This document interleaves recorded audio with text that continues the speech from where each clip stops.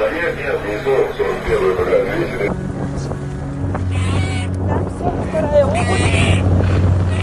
Вот здесь такой толстый слой.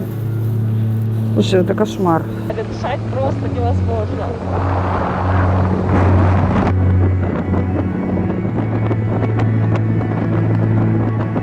Ну, в общем, он весь в мазуте полностью.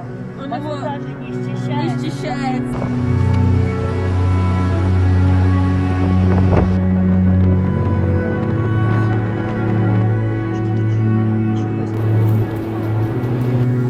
Ты гребешь, гребешь, и до конца